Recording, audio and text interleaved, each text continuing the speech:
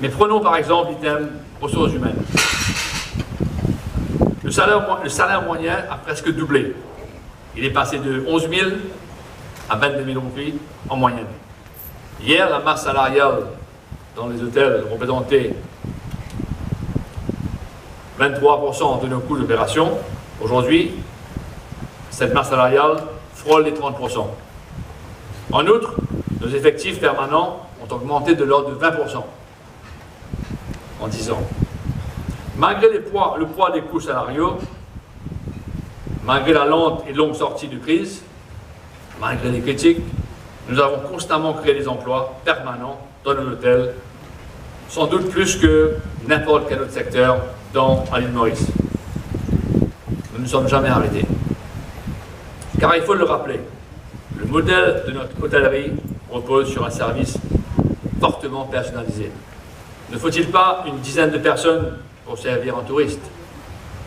À ces coûts salariaux de plus en plus lourds sont venus s'ajouter des frais de formation que les hôteliers ont dû assumer. Car en 2006 et 2017, ni la politique de formation nationale, ni la capacité de l'hôtel hôtelière n'ont changé. Sans parler des coûts grandissants de la sécurité dans les hôtels, caméras, chiens, gardes, clés intelligents, et du coût grandissant, bien sûr, des baux payés à l'État, et ainsi de suite. Avec de telles contraintes, maintenir l'excellence de nos services et la qualité de nos établissements, qui doivent constamment être rafraîchis et modernisés, est un véritable tour de force. Oui, Jean-Louis, je crois, comme toi, en notre capacité de dialogue. J'étais sensible à ton appel à approfondir les échanges avec les autorités, avec le Monsieur le Ministre. Et je m'emploierai à jouer ma part pour qu'ensemble, avec vous, Monsieur le Ministre, nous trouverons des solutions pour mieux se comprendre et pour réaliser les ambitions de notre secteur touristique national.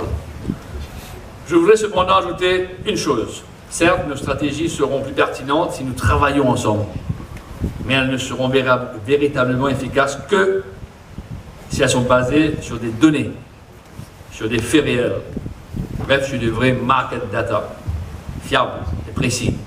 Je m'excuse si j'adopte une attitude sévère, parce que j'ai eu l'occasion de prendre connaissance des discours et de M. Pimon et de M.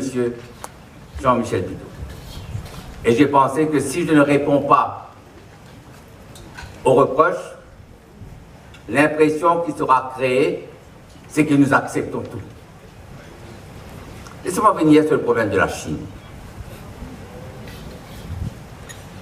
Le président nouvellement élu a cité dans son discours, que je cite, sur les touristes chinois notamment, puisqu'ils déchaînent les passions. Cher Jean-Michel, la Chine doit déchaîner les passions. M. Pitot s'attarde aussi sur certaines questions comme qu'attend-il de leurs vacances?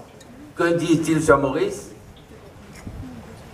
Cher Jean-Michel, Statistics Mauritius a fait une étude, continue à faire des études, et les réponses aux questions se trouvent dans l'étude des Statistics Mauritius.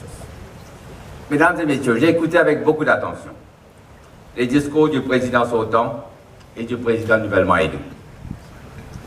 J'ai décelé des points communs qui méritent une réplique. Je sens que vos reproches et vos récriminations, voilà certes, me sont destinés. J'ai pris la parole publiquement à maintes reprises pour évoquer le tourisme à Maurice et comment cette industrie porteuse de tant d'espoir peut rivaliser ce que l'industrie de la canne a été dans le passé. Monsieur le Président, j'ai bien retenu dans votre discours que vous avez parlé du poids de la masse salariale et que les salaires des employés ont doublé de 10 000 roupies à 22 000 roupies. C'est à l'honneur de votre industrie. Mais il serait intéressant aussi de savoir l'écart qui existe entre les 20 000 et les salaires les plus élevés. Le problème de ce secteur Monsieur le Président, vous avez évoqué le problème des boathouses et comment les plaisanciers des localités en profitent. Je préfère ne pas faire des commentaires à ce sujet. Mais je dirais ceci. Il faut avoir un esprit de partage et d'éviter une concentration.